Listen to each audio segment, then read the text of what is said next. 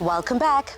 As Women's Month draws to a close, we've highlighted many remarkable and resilient women making their mark. This week, Bridget sits down with another influential leader at ABSA. Let's explore her impact. Gina Carey once said that a strong woman looks challenge dead in the eye and gives it a wink. And as women, we know far too well what it means to be strong in the face of adversity. We're resilient, brave, and a force to be reckoned with. And joining me today is Naomi Parsons, who's the head of digital delivery at ABSA CIB. How are you doing this afternoon, Naomi? Good, thanks.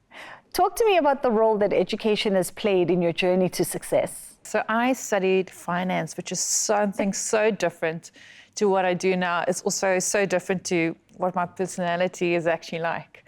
And I think when I just figured out what I enjoyed doing was all about being curious and being brave. And that's why tech makes such a great fit for me, because I'm adventurous and I want to explore, as opposed to finance, which stays pretty stagnant. It seems to me that bravery is at the center of any success story. What advice would you give to young women that are wanting to enter the technology or financial sectors? So I think the first thing that I learned personally is that tech is actually so broad. You know, it's not just about sitting in front of your computer and programming and coding new programs and software day in, day out. There's so many things that tech allows women to achieve. I think there's also something so unique in being a woman that you can see solutions end to end and you want to make things better, that I think makes it such a natural fit for women, specifically in SA, to excel. The curiosity that you need to have to be able to succeed in STEM has got nothing to do whether you enjoy maths or enjoy science. It's about being curious and it's about being brave.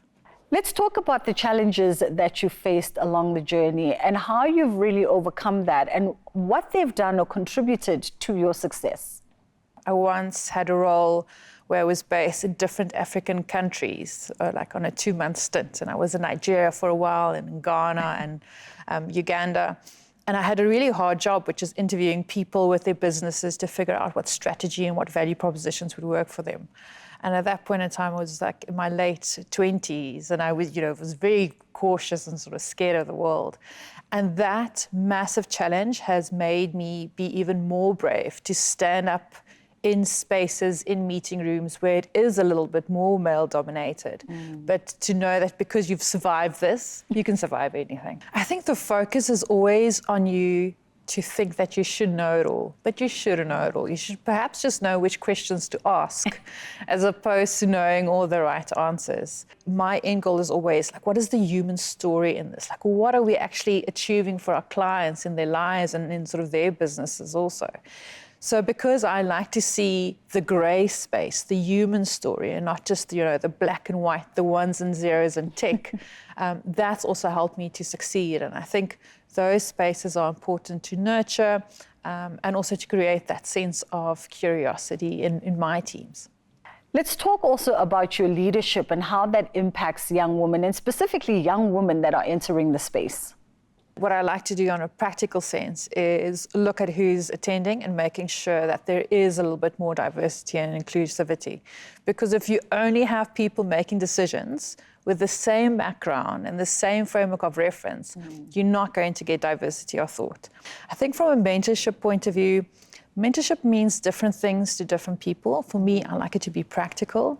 I think if you're lucky enough to find a mentor that you can connect with, great for you. But I haven't been successful up until now to have just one relationship. I've got multiple relationships, and also have a really good business coach, because they are able to help you see the world just beyond how you see and define the problem now.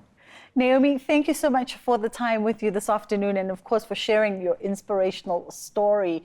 And of course, as you can see, over the last couple of weeks, we've introduced you to some really formidable women within ABSA.